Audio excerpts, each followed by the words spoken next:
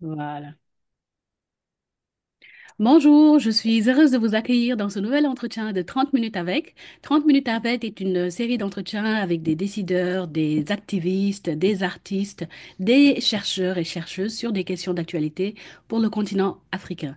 Aujourd'hui, nous sommes heureuses d'accueillir Morgane Audi, qui est la coordinatrice générale de la Via Campesina. Morgane, bonjour. Bonjour, bonjour à vous toutes et à vous tous. Merci beaucoup d'avoir accepté notre invitation en ce dimanche matin pour parler de questions agraires, d'agroécologie et aussi du processus Nyéléni. Morgane, je vais te laisser te présenter à nos auditeurs et auditrices. Est-ce que tu peux nous dire comment tu es arrivé à la tête de la coordination générale de la Via Campesina et qui est Morgane Audi? Alors, moi, je suis paysanne. Je Mhm, vis en Bretagne, dans l'ouest mhm, de la France. J'ai une mhm, petite ferme en maraîchage biologique. Je cultive sur 1,3 hectare mhm, et je vends toute ma production, donc essentiellement des légumes et un petit peu de fruits, mhm. sur le marché local, sur un marché dans la petite ville d'à côté, et puis aussi à une association de consommateurs, une AMAP, D'accord. sur la commune sur laquelle je suis basée. Et enfin, je viens d'une famille aussi paysanne. Mon père avait une ferme de production laitière. Mhm, Et, euh, et dans ma famille, on a toujours été voilà, syndicalistes paysans. mhm, Et donc, voilà, moi, je suis aussi à la Confédération paysanne depuis que je suis devenue paysanne. mhm, Et la Confédération paysanne fait partie du mouvement paysan international, la Via Campesina. mhm, Et le principe de gouvernance de la Via Campesina, c'est que tous les 8 ans, le bureau international change de continent. Donc, il mhm, a été en Amérique centrale, ensuite, il a été en Indonésie, en Asie du Sud-Est, mhm. puis il a été au Zimbabwe, et à présent, il est en Europe, et c'est la Confédération paysanne qui en a la charge, et c'est comme ça que je suis devenue la coordinatrice générale de la Via Campesina. Depuis combien d'années maintenant? Ça fait maintenant 3 ans, Ça fait un peu plus de 3 ans. 3 ans. D'accord. Alors, depuis que tu as été à la tête de la Via Campesina, quelles ont été les priorités stratégiques, les axes thématiques prioritaires sur lesquels la Via Campesina travaille? Alors, à la Via Campesina, je dirais qu'on a 4 axes thématiques principaux et on en a ces derniers temps un cinquième qui est venu se rajouter.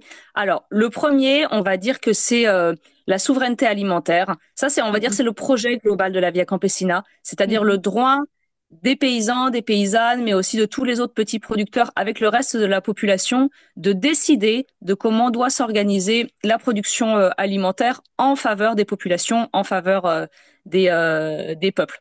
Et mhm, donc, dans la souveraineté alimentaire, on met à la fois des politiques sur la répartition du foncier, des terres agricoles, de l'eau, mais il y a aussi des politiques autour de la possibilité voilà, d'accéder aux semences paysannes et de refuser que des entreprises multinationales s'accaparent des semences. Il y mhm, a aussi la volonté d'avoir des politiques publiques qui permettent réellement d'organiser la production et la distribution alimentaire de façon à rémunérer les petits producteurs et à refuser à ce que toute la valeur aille entre les mains des entreprises multinationales. Donc aussi une mhm, lutte contre les accords de libre-échange. Donc ça, mhm, c'est un axe très important de la Via Campesina et qui va avec un autre axe très important qui est l'axe autour du partage des terres et de l'eau. Donc c'est l'axe, on va dire, terre, eau, territoire, mhm, avec notamment dans beaucoup de pays nos organisations militent pour la réforme agraire, c'est-à-dire le mhm, fait que suite aux processus coloniaux, il y a d'immenses plantations, souvent qui font des dizaines de milliers d'hectares, voilà, qui ont été installés par les colonisateurs. C'est mhm. le cas dans beaucoup de pays en Amérique latine, en Afrique, surtout sur la partie sud de l'Afrique et De dans beaucoup de l'Afrique. pays asiatiques. Mhm, Et donc face à ça, il y a des volontés voilà, de redonner la terre finalement aux paysans, aux paysannes mhm, contre ces grandes plantations. Le troisième grand axe, c'est l'agroécologie, mhm, c'est-à-dire la nécessité de sortir des modèles de production, on va dire, liés à la révolution verte imposée dans les années 60-70 et on va dire mhm, à des processus du tout chimique et du tout grande mécanisation pour, mhm, euh, pour aller vers des modes de production plus respectueux de la nature, mais aussi de la santé des petits producteurs. Mhm. Et le quatrième grand axe, c'est le féminisme paysan et populaire. C'est-à-dire que nous, on Ah. considère que les campesinas, oui, Mhm. on considère les campesinas que, partout dans le monde, les femmes jouent un rôle absolument fondamental dans dans la production d'alimentation et Mhm. dans le fait aussi d'organiser cette production d'alimentation en faveur des populations et pas en faveur du capital. Et donc pour nous, c'est Exactement. un axe essentiel de militer pour l'égalité stricte entre les femmes et les hommes et une participation des femmes dans tous les espaces de prise de décision. Et puis l'autre axe émergent sur lequel on travaille beaucoup ces dernières années, c'est l'axe de la paix, c'est l'axe de lutter contre les conflits militaires très souvent liés à l'impérialisme. Mhm. Et on a travaillé notamment beaucoup sur les accords de paix en Colombie, qui sont très liés à la question agraire. Mhm. Et les accords de paix qui ont finalement été signés en 2016 mettent comme premier axe de l'accord de paix le fait d'avoir une réforme agraire intégrale en faveur des petits paysans. Et la Mhm. Via Campesina, on est partenaire associé de l'accord de paix. Et pour nous, c'est Mhm. un travail très important de comprendre comment la justice agraire peut permettre ben voilà, d'avoir une paix avec justice. Parce qu'il ne s'agit pas seulement d'avoir la paix, mais il faut avoir la paix avec la justice. Mhm. Mhm. Et du coup, on est engagé dans un certain nombre de processus ben voilà, pour aider les populations à se sortir de crises qui souvent durent des décennies. Je pense Mhm. notamment à la crise à Haïti, qui est très liée Exactement. à l'impérialisme américain et où il faut réellement une réforme agraire en faveur des petits producteurs, en faveur des Haïtiens, pour que les Haïtiens bah, puissent être maîtres chez eux. Et on pense aussi bah, au génocide qui a lieu en Palestine, qui est aussi une question complètement liée à la question agraire, parce Mhm. que ce que font les Israéliens finalement, c'est s'accaparer toutes les terres, toute l'eau, toutes les ressources des Palestiniens et Mhm. vouloir exterminer le peuple palestinien. Et donc, on ne réglera pas ce qu'on appelle la question palestinienne, si on ne met pas la justice au cœur de ces processus, et notamment la justice agraire, c'est-à-dire le Mhm. droit bah voilà, des populations qui ont Palestinien. toujours des peuples autochtones Mhm. bah voilà, de contrôler leurs terres et d'avoir leur souveraineté alimentaire. Exactement. Et à s'autodéterminer politiquement aussi. Voilà. Donc, merci beaucoup, Morgane. Alors, la plupart des principes que tu viens de nous rappeler sont inscrits dans la déclaration de Nyéléni aussi, de Mali 2007. Donc, est-ce que tu peux nous parler de ce processus-là? Je rappelle qu'on est en 2025 et dans quelques mois se tiendra en Inde la conférence de Nyéléni 2025, cette fois-ci en Asie. Est-ce qu'on peut parler de la conférence qui s'est tenue au Mali il y a combien d'années maintenant? 15 ans ou plus? Non, 17 ans, Plus. 18 ans à peu près. Voilà. Alors, parlons de Nyéléni et de ceux qui l'animent et la déclaration de Nyéléni qui a été signée par plus de 500 petits producteurs, paysans, etc. Quel rôle a joué la Via Campesina dans ce processus-là? Ben, je pense que tout d'abord, il faut aussi dire que la Via Campesina, on est un réseau mondial d'organisations paysannes. Donc, on a Mhm. plus de 180 organisations membres dans le monde entier sur tous les continents. Des organisations paysannes et souvent paysannes et de femmes rurales, paysannes et de jeunes ruraux ou paysannes indigènes. Enfin voilà, qui reflètent la diversité des réalités paysannes dans le monde entier. Mais on s'est rendu Exactement. compte. Et au Sénégal, vous avez le ROPA, le CNCR, etc., qui sont membres. Voilà, le CNCR est effectivement membre de la Via Campesina au Au Sénégal et Sénégal, il y a beaucoup d'organisations membres du ROPA qui sont aussi membres de la Via Campesina, notamment je pense à mhm, la CNOP au Mali et beaucoup d'autres en mhm, Afrique de l'Ouest.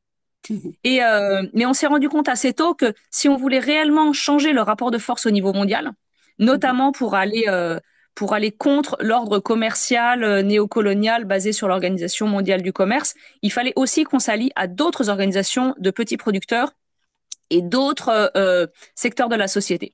Et donc le mhm, processus de Nyéléni, c'est une volonté de créer un mouvement au niveau mondial qui rassemble tous les mouvements de petits producteurs. Donc non mhm, seulement les paysans, mais aussi les pêcheurs artisanaux, mais mhm, aussi les populations pastorales, mhm, mais aussi des populations qui font de la transformation alimentaire au niveau local, voilà, qui transforment les productions voilà, qui font de l'artisanat, on va dire, alimentaire, mais aussi les populations urbaines, bah voilà, qui ont besoin de la production paysanne pour pouvoir s'alimenter, mais Mhm. aussi les organisations environnementales, parce qu'un certain nombre de mouvements environnementaux ou écologistes au niveau mondial ont bien compris qu'on sortirait pas de cette crise climatique et de la crise de la biodiversité sans Mhm. aller vers une agriculture paysanne.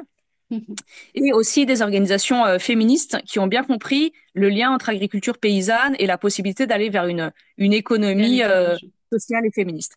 Mhm. Et du coup, Nieleni en 2007, c'est la première fois qu'on arrive à rassembler tous ces mouvements-là au niveau mondial Mhm. dans un village qui s'appelle Selingé au Mali. Mhm. Et ça a été un moment assez extraordinaire. Enfin, personnellement, j'ai eu la chance d'y être comme, enfin, j'y étais comme bénévole. Et, Mhm. euh, et c'était extraordinaire parce que voilà, il y avait des petits producteurs du monde entier et puis des mouvements sociaux du monde entier pour réfléchir à comment est-ce qu'on construisait tous ensemble la souveraineté alimentaire. Mhm. D'accord. Et pourquoi est-ce important la conférence qui va se tenir en Inde, ce qu'on appelle le processus Nieleni? Est-il inclusif? Comment se déroule-t-il? Comment vont les préparatifs? Alors, c'est très ambitieux, donc les préparatifs, mais, c'est toujours, on a toujours quelques angoisses parce que c'est pas simple d'organiser un tel rassemblement. Donc, Mhm. Nieleni 2025 doit se tenir dans le sud de l'Inde, dans l'état du Karnataka, en septembre 2025. Et ça nous semblait important de faire un nouveau forum pour la souveraineté alimentaire parce qu'il y a de nouveaux enjeux Mhm. qui ont émergé depuis 2007. Bah, par exemple, voilà, on se rend bien compte que partout dans le monde, la crise climatique, elle est là, qu'il y a des inondations immenses. Bah, on a vu en Afrique de l'Ouest ces derniers mois, ça a été terrible, les inondations, ça a Exactement, tué dans le beaucoup de nord du gens. Sénégal, à Matam. Oui. Et ça a lieu partout. Parfois, il y a des sécheresses, il y a des tempêtes. Enfin, on voit qu'il y a un dérèglement climatique et que face à ça, il faut que les petits producteurs d'alimentation s'organisent pour reconstruire ce qui a été détruit. Et puis, il faut aussi voilà, faire baisser les émissions de gaz à effet de serre au niveau mondial. Et là, on sait Mhm. qu'il y a des très fortes inégalités. Il y a voilà, que les pays riches produisent beaucoup plus de gaz à effet de serre que les pays pauvres. Et donc, il y a une nécessité de faire changer le système au niveau mondial, le système qui est basé sur de très fortes inégalités, Mhm. si on veut réellement réduire ces émissions de gaz à effet de serre Mhm. et modérer cette crise climatique. Et puis, il va falloir de toutes les façons y faire face aussi à la crise climatique et qui est d'ores et déjà là. Et ça demande des processus de réparation financière, notamment des entreprises multinationales et des pays qui ont été historiquement les plus responsables de la crise climatique. Donc ça, c'est un nouveau thème. On va dire, il était déjà là en 2007, mais pas à ce point-là. On s'en était pas rendu compte. Mhm. Là, voilà, Mhm. on est en plein dedans et il faut le traiter. Et nous, on Mhm. considère que les propositions du mouvement mondial pour la souveraineté alimentaire sont réellement des solutions pragmatiques pour lutter contre la crise climatique.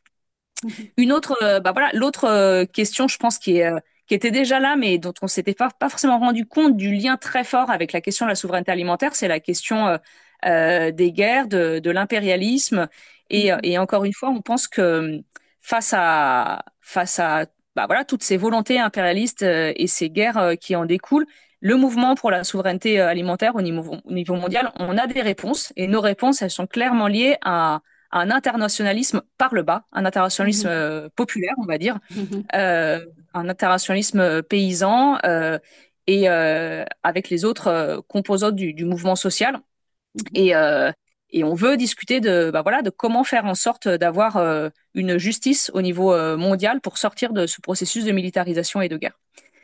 Un autre thème, je pense, important et particulièrement important dans le contexte indien, Mhm. c'est que la question des prix alimentaires et des prix agricoles, elle est Mhm. vraiment revenue au centre. On s'est rendu compte après la crise du Covid et la guerre en Ukraine qu'il y avait une inflation alimentaire partout dans le monde, mais Mhm. qui bénéficiait pas aux petits producteurs. Au contraire, les petits producteurs, ils continuaient à avoir du mal à avoir un revenu à peu près correct, mais que vraiment, il y avait des entreprises multinationales qui s'accaparaient toute la valeur, donc qui Mhm. achetaient aux paysans ou aux pêcheurs vraiment à pas cher pour Mhm. revendre très très cher et donc, les populations urbaines, elles pouvaient plus s'alimenter.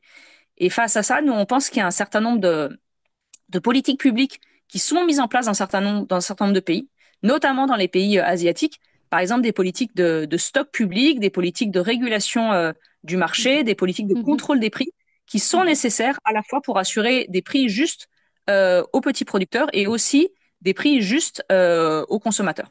Donc ça, voilà, Mhm. c'est des grands axes assez nouveaux qu'on a besoin de travailler collectivement. Merci beaucoup, Morgane.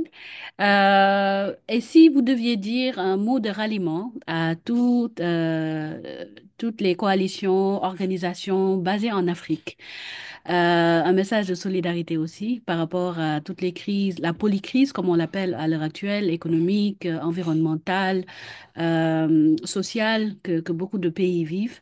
Quel serait ce message-là? Surtout les pays qui sont dans la zone Sahel, donc Mali, Burkina Faso et Niger.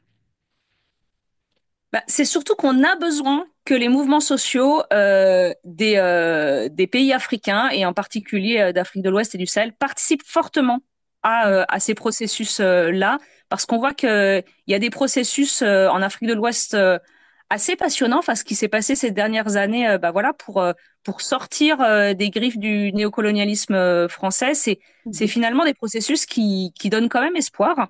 Toujours Et il en y a cours d'ailleurs. Toujours en cours. Rien que la semaine dernière, on a eu Macron et Ousmane Sonko. Voilà, il y avait eu un clash qui a été fortement médiatisé. Oui, mais je trouve que ça, bah voilà, il y a des choses vraiment positives qui se passent en Afrique de l'Ouest Mhm. et du coup, on a besoin de la participation des mouvements sociaux du continent africain et d'Afrique de l'Ouest en particulier Mhm. parce que il n'y a pas tant que ça d'endroits sur la planète où il y a des processus, on va dire aussi forts de lutte contre l'impérialisme, de très forte politisation de la jeunesse qui veut, bah voilà, qui veut prendre son destin en main, qui veut virer ces oligarchies qui ont travaillé avec l'Empire français ou l'Empire américain en Mhm. faveur des intérêts des populations locales. Mhm. Et, euh, et du coup, bah, cette inspiration-là, elle est bien nécessaire. Enfin voilà, en Europe, là, on s'enfonce dans une espèce de crise antidémocratique, Oui, antipopulaire. Et je oui, crois qu'on a besoin de partager aussi les exemples des endroits où ça bouge, où il y a aussi exactement.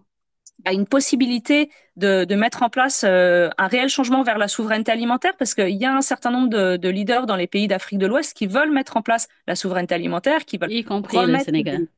Mhm. voilà, oui, qui veulent remettre des tarifs douaniers sur les importations pour favoriser la production locale, Local. qui veulent soutenir la production, voilà, des petits producteurs. Il y a une loi sur le foncier au Mali qui a été passée il y a quelques années, qui Exactement. vraiment redonne le pouvoir des communautés locales sur les terres agricoles. Donc, c'est des choses très inspirantes. Et donc, je crois que nous, on n'a pas beaucoup de leçons à donner au mouvement social de l'Ouest, mais par contre, on a beaucoup à apprendre de ce qui se passe en Afrique de l'Ouest en ce moment. Je suis d'accord avec toi, Morgane. En tout cas, merci beaucoup pour cet entretien. C'était un réel plaisir de parler avec toi. Merci beaucoup. Ce que je vais faire, c'est arrêter